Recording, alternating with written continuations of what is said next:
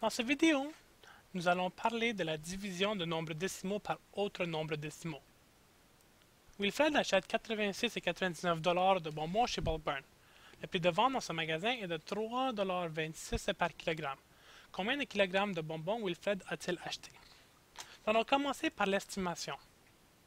Nous avons 90 environ de bonbons. Nous allons diviser par 3 par kilogramme. Ceci va nous donner environ 30 kg. Ceci représente la valeur approximative, donc l'estimation du nombre de kilogrammes que Wilfred a acheté. Donc, nous allons maintenant faire le calcul à l'aide d'une représentation visuelle, représentation symbolique. Donc, nous savons que nous avons 86 et 99 dollars. Ça, c'est l'argent dépensé. L'argent dépensé. Nous savons aussi que le prix par kilogramme, ça c'est le prix par kilogramme, donc 3,26 $. Ici, nous allons devoir faire une division.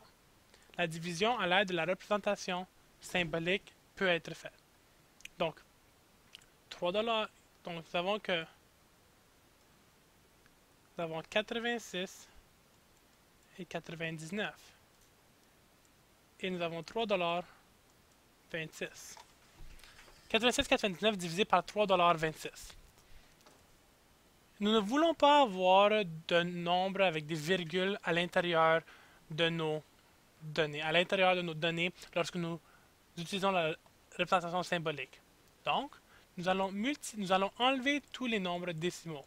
Pour ce faire, nous devons multiplier nos deux données par 100. Ce qui va nous donner 326 et 8699. Maintenant, combien de fois pouvons-nous mettre 326 dans 8699? La première question qu'on peut se poser, c'est combien de fois pouvons-nous mettre 326 dans 869?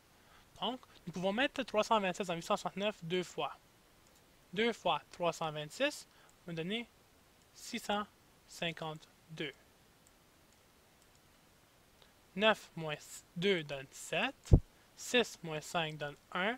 8 moins 6 donne 2.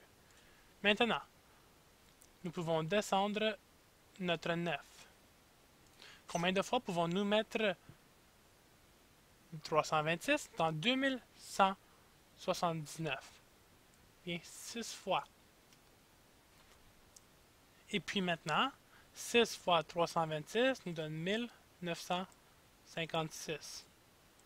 Si nous faisons la soustraction, 9 moins 6, 3, 7 moins 5, 2, nous empruntons, 11 moins 9, 2, il nous reste 223. À ce point, nous pouvons maintenant insérer notre virgule, puisque 326 est plus grand que 223. Donc, nous ajoutons la virgule. À ce point, nous pouvons maintenant insérer notre 0. Combien de fois est-ce que je peux mettre 326 dans 2230? Eh bien, je peux le mettre 6 fois. 6 fois 326 va me donner 1956. Pour ceux qui ont un petit peu de difficulté, il est possible de trouver ces valeurs à l'aide d'essais-erreurs. Donc, maintenant, nous allons faire la soustraction. Nous allons commencer par emprunter. 10 moins 6 donne 4. Nous allons emprunter une deuxième fois. Donc, 12 moins 5 va nous donner un 7. Et puis, il reste 1. Donc, 11 moins 9 nous donne 2. 274. 274 est plus petit que 326. Donc, nous allons maintenant rajouter un autre 0.